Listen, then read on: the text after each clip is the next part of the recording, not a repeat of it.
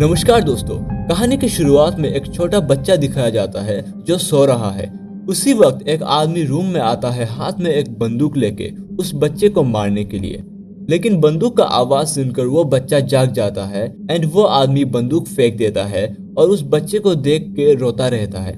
कहानी शिफ्ट होकर दूसरे सीन में आता है जहाँ पर हमें एक कपल दिखता है, जेसी एंड मार्क हॉब्सन, जो कि एक बच्चे को अडॉप्ट करने के लिए नेटेली नाम के एक सोशल वर्कर से बात कर रहे होते हैं एंड वो कपल कोडी मॉर्गन नाम के एक छोटे बच्चे को अडॉप्ट करते हैं। दोस्तों, ये वही बच्चा है जिसको शुरुआत में दिखाया गया था। वो सोशल वर्कर बताती है कि कोडी को पहले भी 2 फैमिलीज ने अडॉप्ट किया था, लेकिन वो अडॉप्शन अनसक्सेसफुल रहा। दोस्तों, पहले ही बता दूं, जेसी एंड मार्क का पहले खुद का एक छोटा बच्चा था, शॉन नाम का, जो एक्सीडेंटली पानी में डूब के मर गया था एंड इसीलिए वो लोग एक दूसरा बच्चा अडॉप्ट करना चाहते हैं ताकि वो अपने दुख भरी यादों को भुला सके। दूसरे दिन वो लोग कोडी को अपने घर लेके आते हैं। कोडी आते टाइम अपने साथ एक वुडन बॉक्स भी लेके आता है। मार्क कोडी को कंप्यूटर गेम साथ में खेलने को बोलता है, लेकिन कोडी एक फोटो देखता रहता है जिसमें जेसी, मार्क और उनका डेड बच्चा शॉन था। वो लोग कोडी को उसका बेडरूम दिखाते हैं जो कोडी को बहुत पसंद आता है। दूसरे दिन मार्क कोडी को उसके नया स्कूल में लेके जाता है। उसी रात कोडी सोने से पहले जेसी को एक डरावने सपने के बारे में बताता है जिसमें कैंकरमैन नाम का एक राक्षस लोगों को खाता है।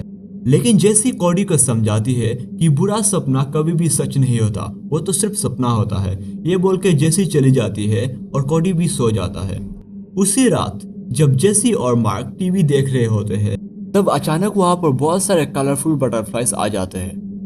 जेसी बटरफ्लाई को टच भी करती है। मार्क एक बटरफ्लाई को जार के अंदर कैद करता है, लेकिन अचानक से वो सब एकदम से गायब हो जाते हैं। मार्क और जेसी थोड़ा सा चौंक जाते हैं और सोने चले जाते हैं। उसी रात जेसी जब अपना मेडिसिन खाने के लिए आती है तब उसके पीछे एक घोस्टली क्रीचर दिखता है हमको, लेकिन जेसी को कुछ भी नहीं करता। अगले दिन कोडी स्कूल से आने के बाद शॉन के फोटो को बार बार देखता रहता है और शॉन के बारे में पूछता है, जिसमें जेसी बताती है कि वो उसका बेटा है जो अभी हेवन में है। उसी दिन रात को कोडी के सोने के बाद जब जेसी और मार्क टीवी देख रहे थे तो फिर से बटरफ्लाई आ जाते हैं। लेकिन उस रात सिर्फ बटरफ्लाई ही नहीं, उनका मरा हुआ बेटा शॉन को भी देखते हैं ये लोग, जो कि एकदम ठीक लग रहा था और हंस रहा था। जेसी और मार्क धीरे धीरे शॉन की तरफ जाते हैं और जेसी शॉन को गले लगाती है, लेकिन तभी कोडी की नींद खुल जाती है और शॉन एकदम से गायब हो जाता है।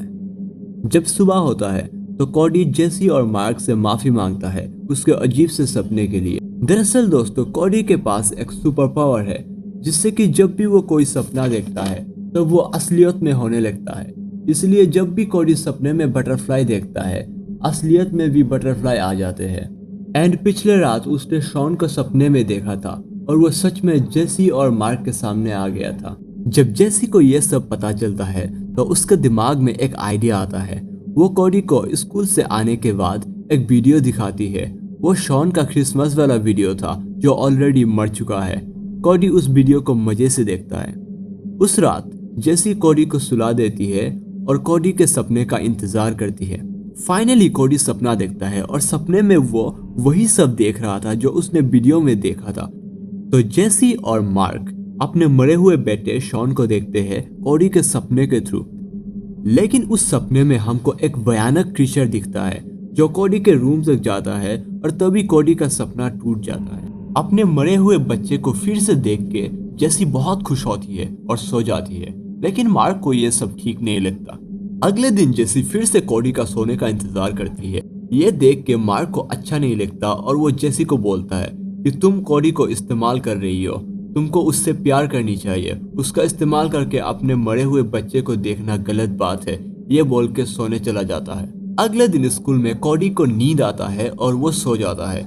उसी टाइम उसके क्लास का एक शैतान बच्चा उसको तंग करने के लिए आता है, लेकिन वहां पर कैंकरमैन आ जाता है और उस बच्चे को खा जाता है और कोडी का नींद खुल जाता है। कोडी परेशान होकर घर चले जाता है। दोस्तों, उस रात जेसी कोडी को स्लीपिंग पिल्स दूध में मिलाकर पिला देती है। वो ऐसा इसीलिए करती है ताकि कोडी देर तक बिना जगे सोए रहे और सपना देखता रहे और जेसी अपने शॉन के साथ ज्यादा टाइम स्पेंड करे। लेकिन दोस्तों, ये जेसी की सबसे बड़ी गलती थी। कोडी सो जाता है और सपना देखने लगता है, लेकिन इस बार कोडी एक भयानक सपना देखने लगता है। जब वो सपना देखता है तब कैंकरमैन सपने से बाहर निकलता है और जेसी और मार्क पर हमला कर देता है।